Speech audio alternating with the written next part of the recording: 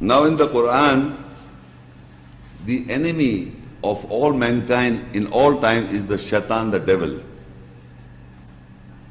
And there is a narration in the Quran, which I will not go into detail, how the shaitan argues or discusses with Allah, and finally Allah tells him, okay, I give you, he grants life, give me some time till the day of judgment, I will misguide your people, misguide the people.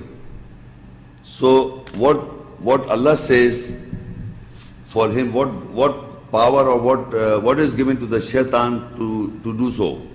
In this Surah Al-Isra 1764, وَاسْتَفْزِزْ مَنِ اسْتَطَعْتَ مِنْهُمْ بِصَوْتِكَ وَأَجْلِبْ عَلَيْهِمْ بِخَيْلِكَ وَرَجِلِكَ وَشَارِكْهُمْ فِي الْأَمْوَالِ وَالْأَوْلَادِ وَعِدْهُمْ وَمَا يَعِدُهُمُ الشَّيْطَانُ إِلَّا غُرُورًا. And Allah says to the shaitan, you can stir up or excite with your voice whosoever is obedient from them, and import on them with your school of thought or with your thought and your masculine manners, and be their partner in wealth and children. And shaitan promised them, and shaitan promised them nothing except delusion.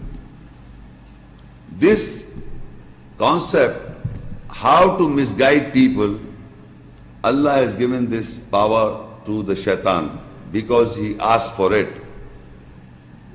First is to stir up and or excite with your voice. Stir up what? The feelings and emotions.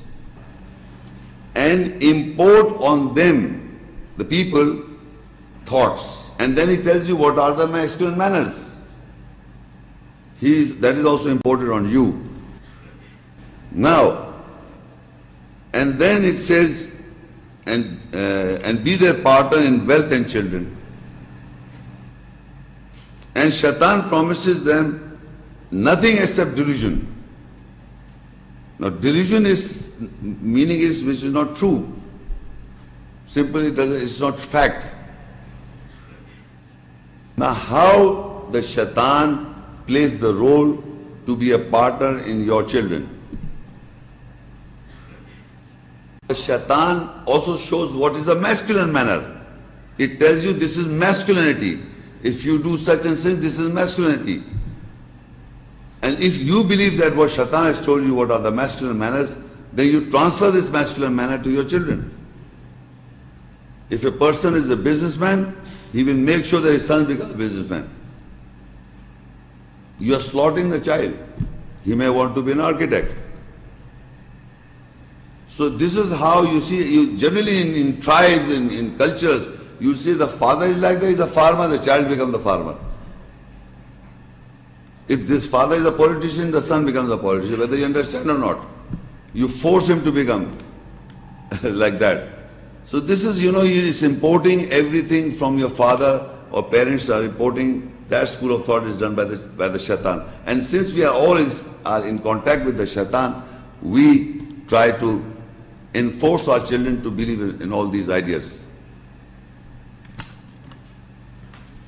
Now in the next surah, Surah Al-An'am 6 and Ayah 137, وَكَذَلِكَ زَيَّنَ لِكَثِيرًا مِنَ الْمُشْرِكِينَ قَتْلَ أَوْلَادِهِمْ شُرَكَاؤُهُمْ لِيُرْدُوهُمْ وَلْيَلْبِسُوا عَلَيْهِمْ دِينَهُمْ وَلَوْ شَاءَ اللَّهُ مَا فَعَلُوهُ فَذَرْهُمْ وَمَا يَفْتَرُونَ.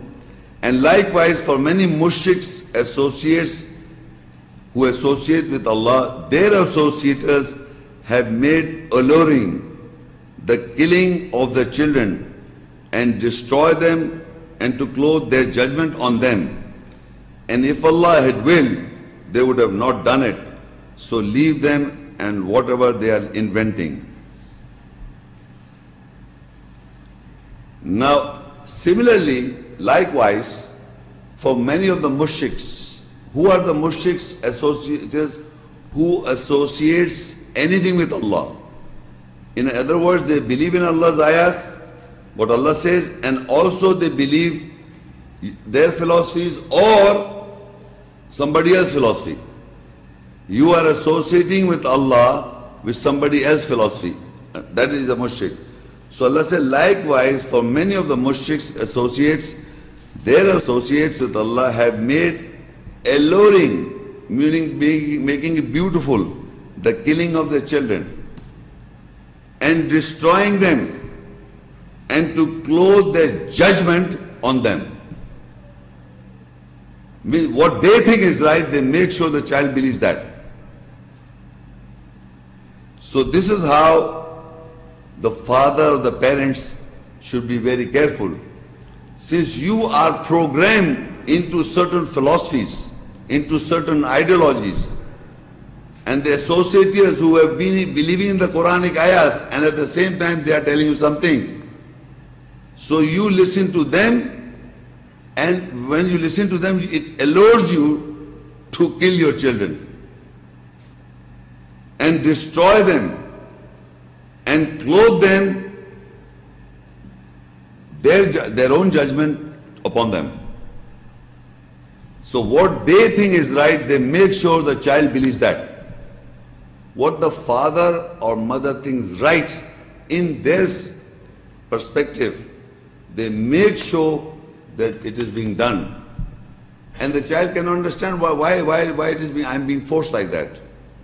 Because of he doesn't have intelligence. So this is how the mushriks, because my father must have come to know from people that this is good, it will go to, this thing will take him to Jannah. So that is why I make sure to do so. Anyway, the killing of the children, destroy them and clothe them to the judgment. How you kill and destroy is because you are forcing something which is not understanding the people. The child cannot understand why I'm being treated like that, because of his less intelligence, because he doesn't know. And if Allah had willed, they would have not done it. So leave them and whatever they are inventing. You see, even if you want to educate the Quran, remember this, I want to make a point, even if you want to educate the Quranic ayahs to your children and teach them the moral ethics and the morality of the ayahs, the do's and the don'ts, remember one thing. You see, every human being has to go through the process as Allah has ordained. Except for Jesus being a born prophet, no man every man has to go to the wrong track first. Even if you teach him the right, correct thing to the child, with your best possible way, the moral consciousness of the Quranic ayats, he will not believe in practice. The reason is that he is going through a process of age. You can't accept a 14-year or 13-year-old kid to be morally conscious like you. You have gone through all the wrongs you have done. The guilt should be there. How the moral, whenever you do mistakes, anybody, I'm talking about adults, when we come to realization that we have done mistakes and we are accountable for that, it's a turning point that has to come from Allah. So you can't teach the children what is right and wrong, and even if they know this is right and wrong, they will do wrong. If they know also, it's a human, it's there, built in. You can't expect a child to know from the very child, this is right, this is wrong. He will repeat it to you, this is right and wrong. But he in the life, he will lie to you and will doing wrong. That's the situation. So in spite of the fact, educating the Quran also, people say, well, from the childhood we must teach the Quran to the child. Child is a child. He thinks you are a backward person. So you want to go forward in life. He thinks that he knows more better than you. So he wants to live the life as you were young and you led the life. But don't expect the young kid to practice. Until Allah guides. Guidance is something else and knowledge is something else. I know something but I am not guided towards it. So children can know in a young age this is right and wrong. But maybe what age he may take the guidance. Guidance is totally a different thing. When you guide yourself, then you make sure that you follow. Guidance is you turn your life towards Allah and you're conscious of it and you want to amend your life. So you can't expect a young child, until it's an exceptional case, that he wants to be right in the nearness of God from the very childhood. Masses, I have not come across that children are living or conscious of the Quran or taking guidance. They may be memorizing, and they memorize in the schools and get A grades. This is going on. Don't forget to like this video and subscribe to Muhammad Sheikh's channel. Please click the bell icon so that you may receive timely notifications of our upcoming videos.